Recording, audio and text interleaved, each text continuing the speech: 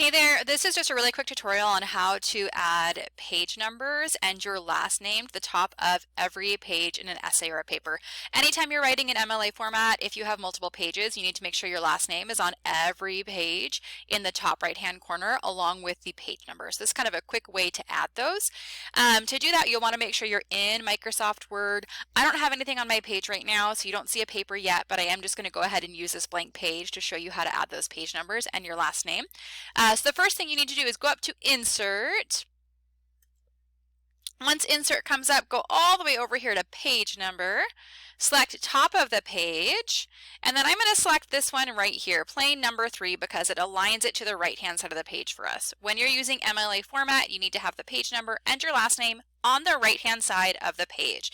So I'm going to click on that, and it adds page number 1 for me. Now, if I had multiple pages, if you scroll down to the next page, it'll say 2, and then if you keep scrolling, it'll just keep counting and adding the page numbers for you. So now we have the page number. To add your last name is so easy. Just click on that number. Oops. Click on the number and then type your last name and then hit the space bar so there's a space between it. So now we have Dietz 1. So we have a last name plus we have the page number. Now if you click down here in the main body, you have it up there. It's kind of grayed out for you because it's in the header section, but now you have your last name and the page number.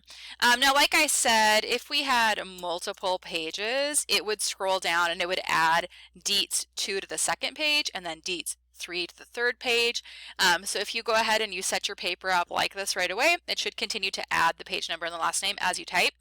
You can also wait till the end and you can add it at the end and you should see this populate on every single page that you have.